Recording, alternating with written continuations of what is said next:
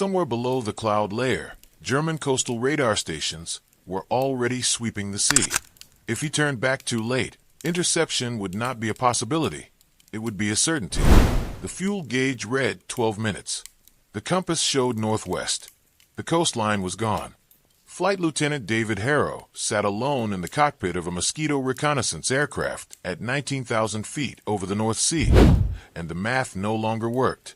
The patrol route had been approved that morning. The intelligence officer had drawn the line on the map with confidence. The meteorology report had predicted favorable winds. None of it mattered now. The aircraft was burning fuel faster than calculated. The return distance was longer than planned, and the 12 minutes on the gauge were not enough to reach land. Harrow's hands remained steady on the controls. His breathing stayed even, but the numbers were absolute. Fuel was physics, distance was geometry, and somewhere between the briefing room confidence and this moment of impossible arithmetic, a decision made by people on the ground had placed him in a position where survival required something the manual did not contain. What followed that day would quietly change how long-range patrols were planned. But first, Harrow had to make it back. If you want more true stories of impossible moments from World War II, subscribe to the channel. The patrol had begun 8 hours earlier at RF Lutchers on the coast of Scotland. It was April 1944. The war had entered a phase where information mattered as much as firepower. German naval movements in Norwegian waters were increasing. U-boats were repositioning. Surface vessels were moving under cover of coastal fjords. The Admiralty needed photographs. They needed confirmation. They needed a single reconnaissance aircraft to fly beyond the range of fighter escort, photograph 3 separate locations along the Norwegian coast, and return before fuel ran out. The Mosquito was the only aircraft that could attempt it. Fast enough to outrun most interceptors. High enough to avoid flak. Unarmed, because guns added weight, and weight reduced range. The mission existed at the edge of what was possible, and that edge was calculated in a windowless room by men who had never flown it. Harrow had been flying Mosquitoes for 14 months. He was 26 years old.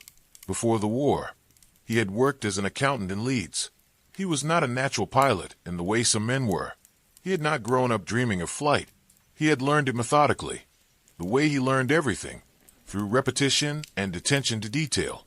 His instructors noted that he was steady. His squadron mates said he was quiet. No one called him exceptional, but his logbook showed something else. 230 hours in Mosquito, 37 reconnaissance missions, 0 aborts, 0 losses. He had a pattern. He flew the numbers. He trusted the instruments. He did not chase glory. And when other pilots returned with stories of close calls and daring maneuvers, Harrow returned with photographs and fuel to spare. It made him reliable. It did not make him famous. The briefing for the Norwegian patrol had taken 20 minutes. The intelligence officer had been direct. 3 photo targets along a 180-mile stretch of coast. Departure at dawn. Fly northeast across the North Sea. Photograph the targets in sequence. Return on a direct heading. Total mission time, 7 hours, 40 minutes. Fuel endurance, 8 hours, 10 minutes. Margin, 30 minutes. The meteorology officer had added his assessment. Winds aloft would be favorable. 10 knots from the southwest at altitude. Cloud cover expected over the Norwegian coast, but broken, not solid. Visibility good. The math had been checked twice. The route had been flown before, though not recently, and not to all 3 targets in one sortie. Harrow had asked one question. What if the winds shift? The meteorology officer had looked at his charts. They won't. High pressure is stable. Harrow had nodded. He did not argue. He had learned that arguing with meteorology officers was pointless. Weather happened regardless of confidence. But the question had been noted, and the answer had been recorded. And now, 8 hours later, at 19,000 feet over empty water, the answer had been wrong. The wind had shifted. Not dramatically, not violently, just enough. Somewhere over the North Sea, the favorable tailwind that was supposed to push the Mosquito toward Norway had diminished. On the return leg, the headwind that was supposed to be negligible had increased. 5 knots became 10. 10 became 15. The Mosquito was still flying at full cruise speed. The engines were operating perfectly, but the ground speed had dropped, and fuel burn was measured in time, not distance. Harrow had noticed it 2 hours into the return flight. The checkpoint islands off the Norwegian coast had appeared 3 minutes late, small enough to be navigation error. But Harrow did not make navigation errors. He had checked his compass.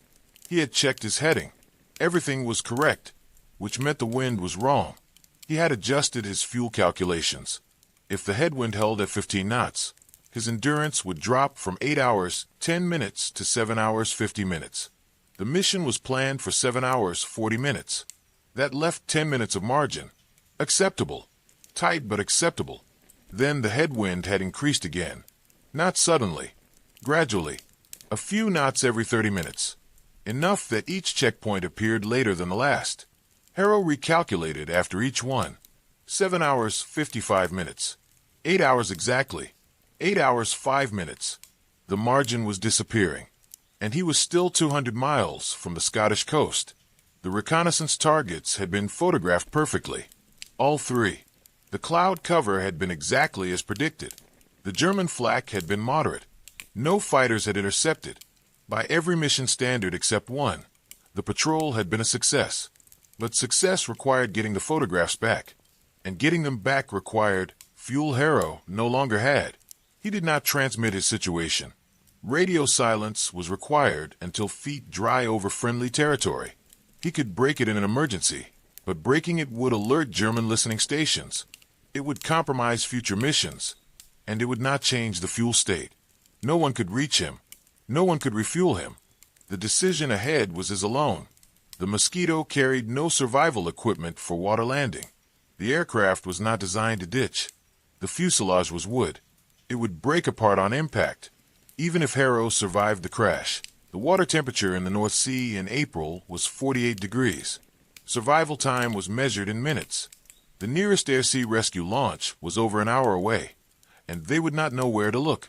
His only option was land, but the fuel would not reach land. Not on the current heading, not at the current altitude, not at the current power setting. The arithmetic was simple and fatal. Harrow's hand stayed on the controls. His eyes moved between the fuel gauge, the compass, and the horizon. The sky was clear. The sea below was gray and infinite. The Mosquito flew as if nothing was wrong. And in the silence of the cockpit, with the twin Merlin engines humming in perfect synchronization, Harrow began to consider the option that made no sense. He could go lower. Every pilot knew that flying lower increased drag. Thicker air meant more resistance. More resistance meant higher fuel burn. The manual was explicit. Maximum range was achieved at altitude. Going lower reduced range. It was aerodynamics. It was physics. It was doctrine. But Harrow had been flying Mosquitoes for 14 months, and he had noticed something the manual did not mention. At altitude, the Mosquito flew efficiently, but the engines worked harder to pull thin air. At low altitude, the engines breathed easier, but the airframe worked harder against drag. The two forces did not balance the same way at every speed, and there was a narrow band, very low and very fast, where something unexpected happened. He had stumbled onto it during a training flight 6 months earlier. Engine trouble had forced him to descend. Instead of throttling back, he had kept power up to maintain speed in case he needed to climb again. The fuel burn had dropped. Not by much, but enough to notice. He had mentioned it to the engineering officer. The engineering officer had nodded and said altitude was still more efficient overall. Harrow had not pressed the issue, but he remembered. The gamble was this. If he descended to 500 feet and increased speed, the denser air would feed the engines more efficiently. The increased drag would cost fuel. But if the engine efficiency gain outweighed the drag penalty, even slightly, the net fuel burn might drop.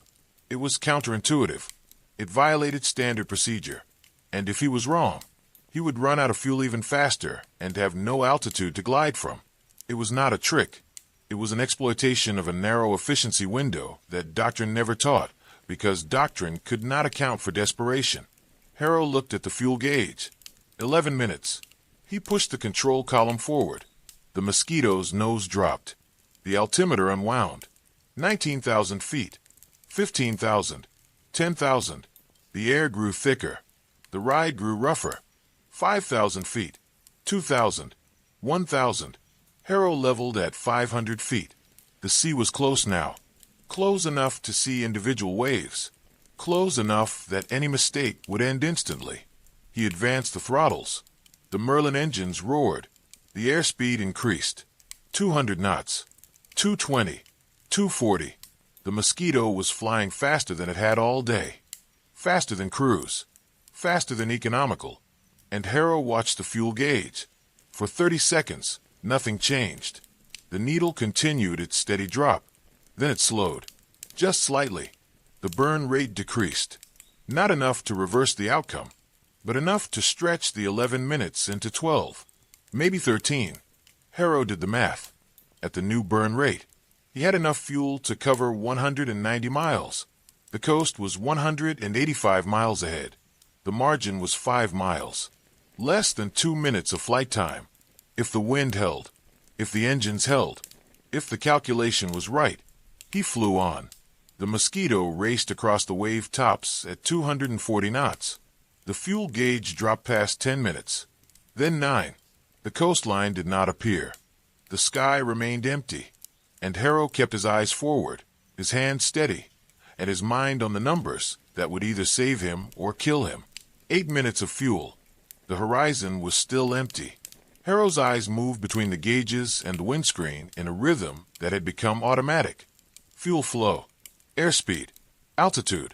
Horizon. The Mosquito held steady at 500 feet. The engines maintained their pitch. The calculations had been correct so far. But correct so far was not the same as correct enough. 7 minutes. The decision to descend had bought him time. But time was still finite. And the Scottish coast was still invisible. Harrow knew the distances. He knew the speed. The numbers said he would make it. But numbers on paper did not account for instrument error. They did not account for miscalculation. They did not account for the 10,000 variables between theory and survival.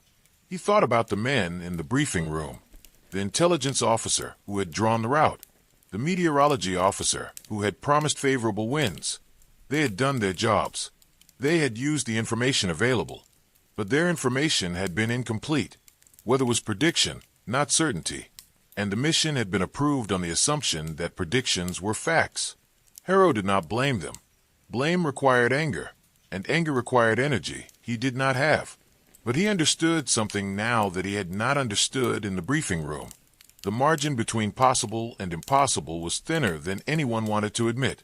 And the people who calculated that margin were not the people who died when the calculation was wrong. 6 minutes. The sea below was unchanging. Gray water. Whitecaps. No ships. No land. Just the endless North Sea and the sound of engines that had been running for nearly 8 hours. Harrow listened to them. The Merlins were mechanical perfection. Rolls-Royce had built them to tolerances measured in thousandths of an inch. But perfection was still machinery. And machinery could fail. He had seen it happen.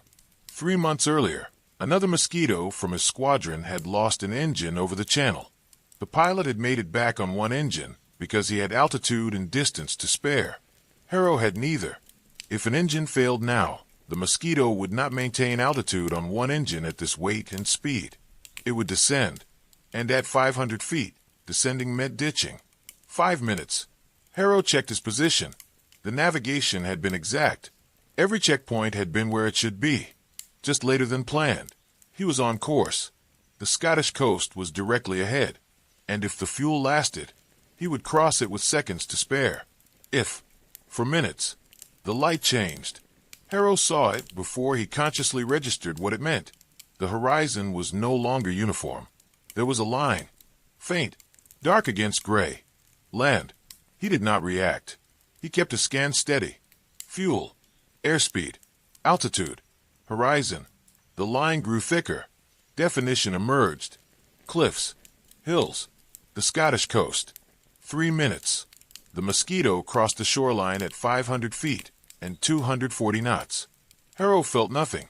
Relief was a luxury for later. He was still flying on fumes. The nearest airfield was RAF Lutchers, 30 miles inland. 3 minutes of fuel would cover 30 miles at current speed. The math worked. Barely. He climbed to 1,000 feet. Enough altitude to glide if the engines quit. Not enough to waste fuel. The countryside passed below. Fields. Villages. Roads. The mosquito flew over them in seconds. Harrow's eye stayed on the fuel gauge. The needle was touching the red line. Past empty. Running on whatever residual fuel remained in the lines and tanks. 2 minutes. He saw the airfield. Lutchers. The runways were visible from 10 miles out. Harrow did not call the tower. He would land regardless of clearance. The mosquito descended. 1,000 feet. 800. 500. The runway threshold approached. Harrow reduced power. The engines kept running. 300 feet. 200. The wheels touched asphalt. The mosquito rolled out. Harrow taxied clear of the runway and shut down the engines. Silence replaced the roar. He sat in the cockpit and did not move. His hands were still on the throttles. His breathing was still even, and the fuel gauges read 0. The ground crew reached the aircraft first. They opened the canopy. Harrow climbed out slowly. Harrow glanced at the gauges. None. The crew chief stared. You flew it dry. Yes. The chief walked around the aircraft. He checked the fuel caps. He looked under the wings. When he came back, his expression had changed. Sir, you shouldn't have made it back. Harrow said nothing. He picked up his navigation board and walked toward the debriefing room. The intelligence officer was waiting. He looked relieved. We were starting to worry. You're 90 minutes overdue. Harrow set the camera film on the table. Wind was stronger than forecast. Did you get the targets? All 3. The intelligence officer smiled. Excellent work. Any issues? Harrow considered the question. Issues. Fuel exhaustion. Navigating on empty tanks. A landing with no margin for error. He thought about how to explain it. Then he decided not to. No issues. The intelligence officer made notes. Harrow sat through the rest of the debriefing. He answered questions about flak positions and cloud cover and the condition of the targets. He did not mention the descent to 500 feet. He did not mention the fuel calculations. When the debriefing ended, he walked back to his quarters and slept for 12 hours. The photographs were developed that night. They showed German naval activity exactly where intelligence had suspected. 2 destroyers, a supply vessel, submarine pens under construction. The Admiralty used the information to plan operations that occurred 3 weeks later. The mission was classified as a success, but something else happened that did not appear in any report. The meteorology officer reviewed the weather data from Harrow's mission. The winds aloft had been 15 knots stronger than forecast. The high-pressure system had shifted earlier than predicted. The error was within normal variance. But normal variance on a mission planned to 30 minutes of margin meant no margin at all. The officer wrote a memo. He recommended that long-range reconnaissance patrols include a fuel reserve of 1 hour, not 30 minutes. He recommended that wind forecasts be updated every 6 hours on mission days. He recommended that pilots be given discretion to abort if conditions deteriorated beyond plan. The memo went to the operations officer. The operations officer agreed. The new standards were implemented quietly. No announcement, no fanfare, just a change in how missions were calculated. And over the following months, the change saved lives that were never counted because the emergencies never happened. Harrow flew 16 more reconnaissance missions before the war ended. He never came as close to fuel exhaustion again. He never spoke about the Norwegian patrol except in official debriefing. And when other pilots asked him about long missions, he gave the same answer every time. Fly the numbers, trust the instruments, and always leave yourself a way out. He survived the war. He returned to Leeds. He went back to accounting. He married. He had 2 children. He lived to 73. And in all those years, he never once mentioned that he had flown a Mosquito across the North Sea on fuel that did not exist. The Norwegian patrol became a footnote. The photographs were filed. The intelligence was used. The mission was forgotten in the avalanche of operations that followed. But the changes it produced remained. The fuel reserves, the updated forecasts, the pilot discretion. They became standard procedure. and standard procedure became the invisible margin that kept other pilots alive. Harrow understood something that day over the North Sea, that the difference between success and failure was often measured in minutes, that the people who approved missions were not wrong, just incomplete, that confidence in a briefing room was not the same as certainty in a cockpit, and that survival sometimes required doing what the manual said was impossible. The descent to 500 feet had been a gamble, but it had been an informed gamble, based on observation, based on experience, based on the willingness to trust what he had seen over what he had been taught. The manual said altitude was efficiency, and the manual was right, most of the time. But most of the time was not the same as all of the time. And knowing the difference was what separated the pilots who came back from the ones who didn't. Harrow had come back, not because he was lucky, not because he was exceptional, but because he had paid attention, because he had remembered a small anomaly from a training flight 6 months earlier, because when the number stopped working, he had been willing to try something that made no sense on paper, but made perfect sense in practice, and because he had 12 minutes of fuel and the discipline not to panic when 12 became 11, and 11 became 10, and 10 became the final seconds over the Scottish coast with engines running on vapor and hope.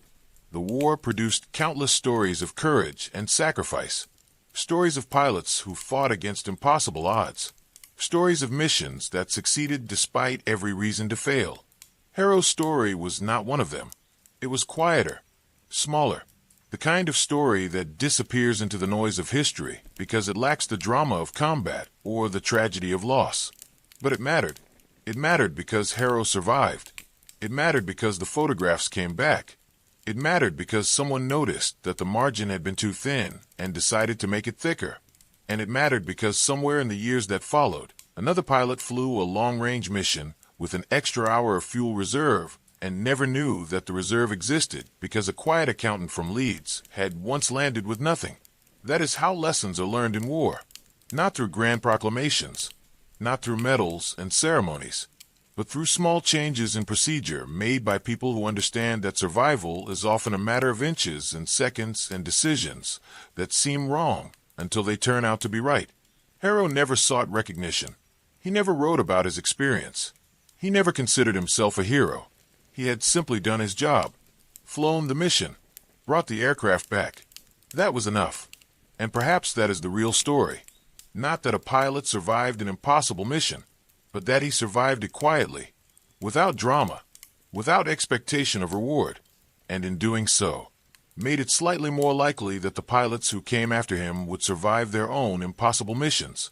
The Norwegian patrol was approved because intelligence needed photographs, and someone calculated that it could be done. The calculation was almost right. Almost. And the distance between almost and actually is where pilots like David Harrow lived. In the thin margin, in the final minutes, in the space where numbers meet reality and theory meets survival. He made it back.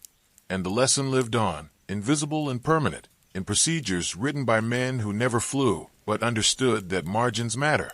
If you enjoyed this story of quiet resilience from World War II, there are more like it waiting. Hit subscribe, and you'll never miss another true account from the war that changed everything. Sometimes the most important victories are the ones nobody hears about until decades later, when someone finally tells the story of the pilot who nearly didn't return.